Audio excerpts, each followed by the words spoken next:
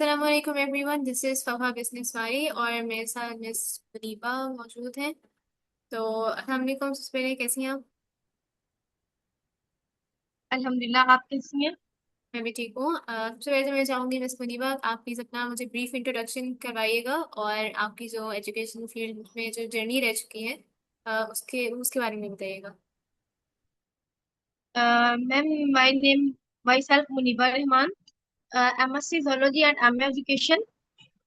Recently, I am doing job at Mansoura Girls High School, and previously I worked as a coordinator at Unique Group of Institution Lahore. Okay, और education field के साथ आपको कितना अर्सा हो गया? Mansura girls high school में मुझे 2 years हो गए एज अ कोऑर्डिनेटर जॉब करते हुए। सही। और अब मुझे ठीक है, थैंक यू। सो सबसे पहले तो आपसे मेरा जो पहला क्वेश्चन होगा वो यही होगा कि आपने एजुकेशन की फील्ड को स्पेसिफिकली क्यों चूज किया? जी, देखिए, एजुकेशन एक तो ये था कि टीचिंग जो है वो शुरू से ही मेरा पैशन था। हाँ, I adopt it as a passion, not a profession. और दूसरी बेसिकली रीजन ये थी कि मेरा फैमिली बैकग्राउंड जो है वो एजुकेशन के रिलेटेड ही था। मीन्स के मतलब मुझे बचपन से ही इस चीज का क्रेज नहीं था कि मुझे डॉक्टर बनना है या इंजीनियर बनना है। I always like to become a teacher. Okay. तो अब मेरा आपसे अगला सवाल ये है कि आप एज अ कोऑर्डिनेटर अभी अभी आप वर्क कर रही हैं या अभी आपने जॉब को छोड़ दिया, कर दिया उसको? जी, मैं कर रही हूँ, अभी जॉब क्विट नहीं की है, लेकिन समर वेकेशन ब्रेक है। ठीक है। तो अभी आपको 2 साल हो गए हैं एज अ कोऑर्डिनेटर वर्क करते हुए। तो अभी तक जी की जी। आपकी बेस्ट अचीवमेंट क्या है? बेस्ट अचीवमेंट ये है कि मुझे मैनेजमेंट के साथ काम करते हुए जो इतना टाइम हो गया, तो मुझे यहाँ से लोगों के साथ मिलना, कोऑर्डिनेट करना, टीचर्स को कैसे ट्रेन किया जाता है या टीचर्स के साथ कैसे कम्युनिकेट, पेरेंट्स टीचर के साथ रिलेशनशिप, इन चीजों के साथ, ये चीजें मैंने मेरी बहुत इम्प्रूव हुई है यहाँ पे। सही। और अभी आपका जो अभी रोल है आपका एज अ कोऑर्डिनेटर, उसमें आप क्या क्या रिस्पॉन्सिबिलिटीज हैं आपकी? देखिए, इसमें हमारे पास टीचर्स ऑब्जर्वेशन होती है, स्टूडेंट रिकॉर्ड होता है, टीचर्स का रिकॉर्ड होता है, फिर स्टूडेंट्स एब्सेंटीज हैं। उसके अलावा मंथली रिपोर्ट होती है, रिजल्ट्स पे हम लोग वर्क करते हैं, ये सारी चीजें। और टाइम टेबल मैनेजमेंट है।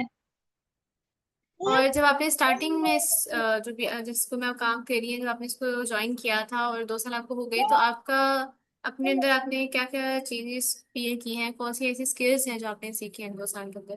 देखिए, मैंने इसमें जब मैंने ये कोऑर्डिनेटर में बनी हूँ, तो मुझे उससे पहले ये पीपीटी पे मीन्स के स्लाइड वगैरह बनाना ये थोड़ा डिफिकल्ट लगता था।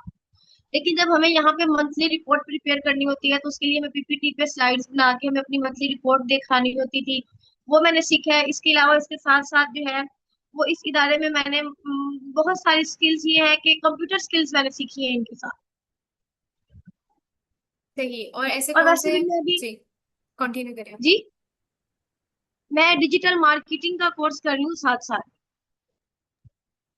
अच्छा, सही। ग्रेट। अब मेरा आपसे नेक्स्ट क्वेश्चन होगा कि एज अ कोऑर्डिनेटर कौन से ऐसे चैलेंजेस हैं जो आपने फेस किए हैं और आपने किस तरह से ओवरकम किया है? आपकी टीम को भी लीड कर रही हैं। देखिए, जी। एज अ कोऑर्डिनेटर जो सबसे बड़ा चैलेंज फेस करना होता है वो ये होता है कि टीचर्स को अपने साथ इंगेज करके चलना। जब आप एक ऐसी पोस्ट पे आते हैं, तो मेरा ख्याल है कि टीचर्स के साथ सबसे अच्छी आपकी मैनेजमेंट, आपकी एक अच्छी बॉन्डिंग होनी चाहिए। अगर आपकी एक अच्छी बॉन्डिंग होगी तो ही आप टीचर्स को लीड कर सकते हैं। अदरवाइज अगर आप एक अथॉरिटी समझ कर करेंगे, तो देखिए वो भी एक प्रोफेशनल लोग होते हैं, एजुकेशनिस्ट होते हैं। तो अगर आप उन पे सिर्फ अपने रूल्स अप्लाई करेंगे, तो वो कभी भी आपके साथ एज अ टीम वर्क नहीं करेंगे। ओके। तो अब मेरा आपसे अगला सवाल ये होगा कि अगर फॉर एग्जांपल कभी आपको कोई ऐसा टास्क मिले जो आपको आपने पहले परफॉर्म ना किया हो, कोई ऐसी चीज़ हो जो आपने ना सीखी हो, तो आप उस चीज़ को किस तरह से अप्रोच करती हैं? जी जी, अगर नहीं किया होगा तो देखिए सीखने में मसला नहीं है। अगर सीखना पड़ेगा तो जरूर सीखूंगी मैं। और देखिए, वो कहते हैं ना कि जो इल्म है वो सीखने से ही बढ़ता है। जी। मेरा नेक्स्ट क्वेश्चन आपसे ये होगा कि अभी हमारा जो रेहान स्कूल है वो एक एआई बेस्ड स्कूल है। और इसमें जो स्टूडेंट्स हैं इसमें ट्रेडिशनल स्कूलिंग्स नहीं, ट्रेडिशनल सब्जेक्ट्स वगैरह नहीं है स्टूडेंट्स। आप फेमिलियर हैं रेहान स्कूल से? आपने कितना एक्सप्लोर किया है इसको? जी, मैंने रेहान स्कूल को जो है वो सर्च आउट किया था, मीन्स के फेसबुक वगैरह पे। तो मुझे इसके सिस्टम का एक अच्छे से पता है कि ये एआई बेस्ड है। चलो हटो। ये एआई बेस्ड है और मैं इसी वजह से ही इसको ज्वाइन करना चाहती हूँ, क्योंकि इसमें लर्निंग के बहुत सारे आगे मौके मिलते हैं टीचर्स को भी और बच्चों के लिए भी। और मैं खुद भी सीखना भी चाहती हूँ इसके साथ साथ। Okay. मेरा अगला सवाल ये होगा कि आप खुद एआई टूल्स से कितना फेमिलियर हैं? अभी क्या आपने यूज किए हैं एआई टूल्स को? जी, एआई टूल्स में मैंने Meta AI, chat GPT, Claude AI, Canva, means की ये सारी चीजें जो है वो मैं यूज कर लेती हूँ। ठीक है। मेरा नेक्स्ट क्वेश्चन आपसे ये होगा कि क्योंकि आप अभी एक टीम लीड कर रही हैं और ऑब्वियसली जब आप टीम को लीड करते हैं तो डिसएग्रीमेंट्स भी होते हैं। टीम में हर किसी का अपना एक माइंडसेट, हर कोई अपने माइंडसेट के साथ काम करता है। तो अगर कोई डिसएग्रीमेंट्स आपके, आप किसी टीम को लीड करती हैं और अगर उसमें डिसएग्रीमेंट्स आते हैं तो आप किस तरह से उस सिचुएशन को डील करती है? देखिए, डिसएग्रीमेंट ये होते हैं, मैंने आपसे पहले यही बात की है कि कोई भी जो भी हमारी टीम में होता है, देखिए ऐसा तो कोई नहीं होता कि कोई भी हम कह सकते हैं कि अनएजुकेटेड पर्सन कोई नहीं होते हैं, सभी कहीं ना कहीं से एजुकेशन के लिहाज से होते हैं, ये होता है। तो अगर डिसएग्रीमेंट आपको फेस करना पड़ते हैं तो it is not a big deal. हमें उनको एक पॉजिटिव वे में लेना चाहिए और पॉजिटिव वे में ही उनको बेहतर बनाना चाहिए, उनके साथ डिस्कस करके कि इसको हम कैसे इम्प्रूव कर सकते हैं।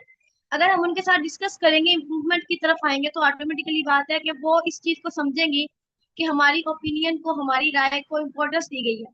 तो मेरा ख्याल है कि इस तरीके से डिसएग्रीमेंट नेक्स्ट टाइम कोई भी क्रिएट नहीं होगा। ओके, और आपके नजदीक एक अच्छी टीम की क्या क्वालिटीज होती हैं? देखिए, एक अच्छी टीम, एक गुड टीम होती है, वो हमेशा एक दूसरे के साथ मिलकर काम करती है, इंडिविजुअली नहीं होता। दूसरा ये है कि लैग पुलिंग से अवॉइड करना चाहिए। और तीसरी चीज जो है वो ये है कि अगर आपका कम्युनिकेशन गैप नहीं होना चाहिए। अगर कम्युनिकेशन गैप आता है तो कभी भी एक अच्छी टीम डेवलप नहीं हो सकती है। जी। और आप खुद अपने एक्सपीरियंस से आप टीम के साथ, अपने कोलीग्स के साथ किस तरह से ट्रस्ट बिल्ड करती हैं? जी, समझिए, सॉरी। जी, मेरा क्वेश्चन ये था कि आप खुद अपनी टीममेट्स के साथ, अपने कलीग्स के साथ ट्रस्ट किस तरह से बिल्ड करते हैं? देखिए, ट्रस्ट बिल्ड करने का ये है कि अगर आप उन्हें अपने साथ लेके चल रही हैं और उनको ट्रस्ट में ले कि अगर उनको कोई प्रॉब्लम फेस आता है, कोई भी प्रॉब्लम, कोई भी सिचुएशन इदारे की तरफ से या और मैनेजमेंट की तरफ से अगर उनको फेस करनी पड़ती है, तो I will be stand with them. कि मैं उनको जो है उनके साथ कोऑपरेट करके उनको फैसिलिटेट करूंगी। जब मैं उन्हें फैसिलिटेट करूंगी तो उनका मुझ पर ट्रस्ट डेवलप होगा। ओके, मेरा आपसे नेक्स्ट क्वेश्चन ये होगा कि अगर आपको कोई ऐसी इन्वायरमेंट में कभी आप काम करें जहाँ पे आपको, या फिर ऐसा हो ना कि जब हम किसी नए इंस्टीट्यूट में जाते हैं ऑब्वियसली उनका करिकुलम डिफरेंट होता है, उनका इन्वायरमेंट डिफरेंट होता है, तो कभी आपको अगर ऐसा लगे कि आप सूटेबल नहीं है या फिर ये काम बहुत हेक्टिक हो रहा है या बहुत मेहनत आपको करनी पड़ी है, तो उस सिचुएशन को आप किस तरह से डील करती है? देखिए, अगर हम टीम को साथ लेंगे, अगर मैं न्यू गई हूँ तो ऑटोमेटिकली बात है जो पहले लोग काम कर रहे हैं वो वहां पे पहले से ही कर रहे हैं, तो उनको ज्यादा हाव ना होगी। तो मैं उनके साथ मिलकर सीख के अपने हैक्टिक वर्क को कम कर सकती हूँ, वर्कलोड को कम कर सकती हूँ, अगर मैं उन्हें एज अ टीम अपने साथ लेके चलती हूँ वर्क की डिस्ट्रीब्यूशन करके। तो अपना वर्कलोड भी कम कर सकती हूँ और मैं उनका वर्कलोड भी जो है वो कम कर सकती हूँ। फिर आपसे अगला सवाल ये होगा कि आप टेक्नोलॉजी को या एआई को क्या इंपॉर्टेंस देखती हैं आप इसकी, स्पेशली हमारे एजुकेशन सिस्टम में? देखिए, आज टेक्नोलॉजी बेस्ड ही वर्किंग है। तो मेरा ख्याल है कि अगर हम लोग टेक्नोलॉजी के जरिए ही बच्चों को आगे लेके चलें तो उनका फ्यूचर जो है वो इजी होगा। टेक्नोलॉजी में ये है कि अगर देखें कि हमारे पास कंप्यूटर की स्कूल्स में बुक्स होती है, हम बच्चों को कंप्यूटर की वो बुक ही पढ़ा रहे हैं कि ये सॉफ्टवेयर है, ये हार्डवेयर है, ये इनपुट या आउटपुट। जब हम प्रैक्टिकली नहीं करवाएंगे टेक्नोलॉजी से तो बच्चे नहीं सीखेंगे। अगर हम उन्हें वही चीज प्रैक्टिकली करवाएंगे, क्रिएटिविटी के जरिए करवाएंगे, तो मेरा ख्याल है उनके लिए वो लर्निंग प्रोसेस ज्यादा इजी और कन्वीनियंट रहता है। ये अब मेरा आपसे अगला सवाल ये होगा कि आप रेहान स्कूल को क्यों ज्वाइन करना चाहती हैं, और इससे रिलेटेड देखिए आपका मैंने गोल क्या है? देखिए रेहान स्कूल को मैं इसलिए ज्वाइन करना चाहती हूँ क्योंकि एक तो ये देखिए कमिंग टाइम जो है वो टेक्नोलॉजी टाइम है। तो इस टाइम हमारे पास ऐसा और कोई इदारा नहीं है जो टेक्नोलॉजी या एआई को फोकस्ड करके सिर्फ उस पे ही करता है। हम लोग बाकी इदारों में, मैं जहाँ जॉब कर रही हूँ वहां पे क्या है, किताबें ले हैं, बच्चों को वो सिलेबस है वो कवर करवाना है, टेस्ट सिस्टम है, पेपर्स ले लिए, दैट्स इट। लेकिन इस सिस्टम में, रेहान स्कूल सिस्टम में, जहां तक मेरी सर्चिंग है या जहां तक मैंने इसको देखा है, बाकी बाकी तो ये होता है कि ज्वाइन करने के बाद आप बेहतर समझ सकते हैं, लेकिन जो अब तक मेरा इसके बारे में फीडबैक है वो ये है कि इनका एक टेक्नोलॉजी बेस्ड, देखिए अगर हम लोग अदर कंट्रीज की बात करें तो वहां पे सारी एजुकेशन टेक्नोलॉजी बेस्ड है। हमारे पाकिस्तान का निजाम तालीम जो है वो बहुत हद तक खराब है। मैं ये बात करूंगी तो देखिए हम लोग अपने पाकिस्तान में अगर बेहतरी लाना चाहते हैं तो हमें भी ये टेक्नोलॉजी, एआई और ये सोशल मीडिया या सोशल प्लेटफॉर्म्स को यूज करना चाहिए, ताकि हम अपने बच्चों को दूसरे कंट्रीज के मुकाबले में ला सकें, ताकि जब बच्चे पढ़ जाते हैं तो उनका क्या होता है, हमने बाहर जाना है, हम अपने मुल्क में ऐसा निजाम तालीम लेके आए कि वो फॉरेन कंट्रीज में जाने का कॉन्सेप्ट ही खत्म हो जाए। Okay, thank you miss Muniba, मुझे इस इंटरव्यू में ज्वाइन करने के लिए। एंड थैंक यू एवरीवन, हम अपने इस इंटरव्यू को यहाँ पर एंड करते हैं। हम चैनल मिलेंगे एक नए इंटरव्यू में एक नए गेस्ट के साथ। तब तक के लिए